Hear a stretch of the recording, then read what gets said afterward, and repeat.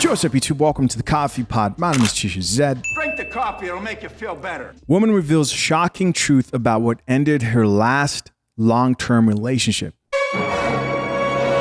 This video is captioned, "My last long-term relationship ended because we opened our relationship." No more wasting time. Let's see what she's talking about.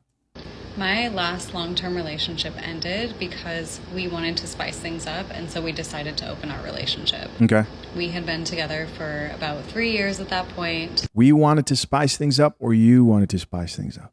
And things were not that great, and so we had this idea like, oh, maybe if we add more people or get to explore things outside of what we're already doing, it will fix our relationship. Right. This was probably one of the worst decisions that we could have made, because within a couple months of trying this, I met someone who I really quickly fell in love with. And it wasn't because they were the perfect match for me. That relationship ended up being super toxic, but it was because they were giving me things in the intimate space that were so fulfilling.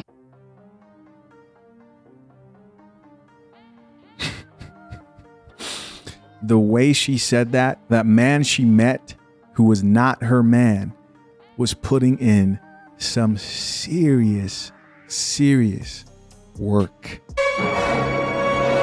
She said she fell madly in love and it was a toxic relationship. He was giving her that toxic pipe In a way that I had never experienced before. How do you recover? It was over. It made me see very clearly some of the deficiencies in my relationship. Say this new guy had a bigger D without actually admitting he had a bigger D. And how I was so not at all fulfilled and expressed and in pleasure in that relationship. And while this may not be the case for everyone that's opening their relationship, I see it happen so often that people are struggling with vulnerability and intimacy and just talking about intimacy. And so they add more people, or they try adding a third, or they open their relationship in hopes that that will add something that's missing. For us, it revealed so many of the cracks in our relationship that She didn't say cracks on purpose, you don't think, right? relationship could not withstand the opening. I realized that in that relationship and in so many of the relationships I had previously, right, where I cheated on partners, it was because I didn't know how to advocate for myself and what I needed in an intimate this woman's a 304. space. And so I became really bored and tired of just pleasing my partner all the time and not getting what I wanted. But I didn't know how to say what I actually wanted. This is why I care so much about empowering women, especially to speak up for what they want in bed and figuring out what that is, because there's a different level of depth and vulnerability that's available in relationship beyond the standard script of intimacy that we're given. And becoming bored and getting in a rut and not having exploration and play and fulfillment in an intimate space in a relationship is the death of a relationship. Because if you're not in a relationship exploring each other in an intimate way and you want that relationship to work long term, I have to be honest with you, you just have a roommate. I would love to hear, what your experiences are with intimacy and struggling with this, with cheating, with open relationships, and comment below if you have any experience with some of these things. Okay. Wow. Gentlemen, on another episode of No Jumper, that man lost his girl. He lost his girl, bro. Opened up the relationship, and now she's talking about pleasure I've never experienced before, deficiencies I didn't know that were lacking. That man just wore her out. Let's check out some of these comments, see what the people have to say. First comment here says, "So many parts of that story only indicate you are a terrible person." And somebody else here says, "She had me until she said she cheated, honestly."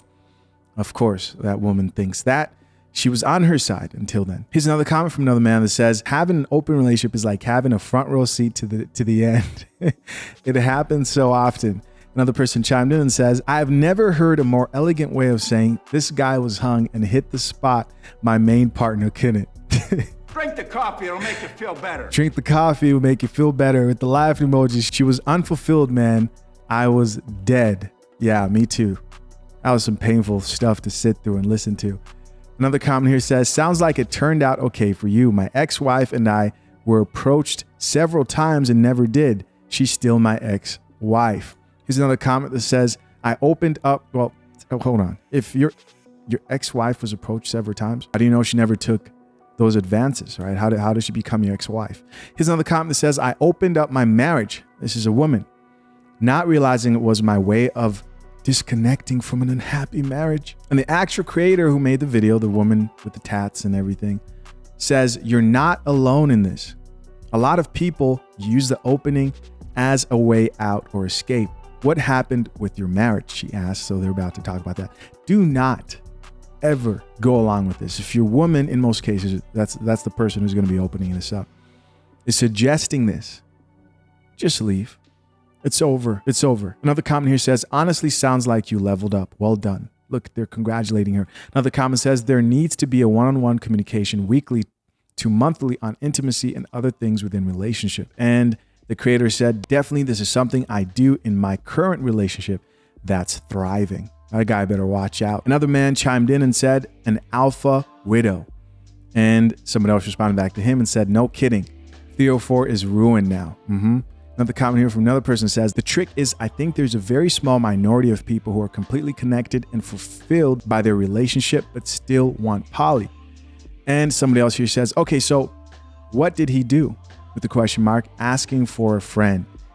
He wants to know tips on how that man was busting the cheeks so he could go implement it in real life. Another comment here says, long term, this was a really lucky thing for you to experience now. And she says, definitely, I'm really grateful for the whole experience. Yeah, proof here, guys, that when a woman steps out and gets a majorly great, amazing pipe, she does not regret it. You never hear women saying, oh, they'll say, I regret the consequences of my promiscuous past. But they don't regret their promiscuous past and those experiences. They look back to that stuff. They relive it. They cherish it. I know. Drink the coffee, it'll make you feel better. As always, I appreciate you checking out yet another episode of The Coffee Pot. Don't be this guy. Till next time, I'm out. Peace.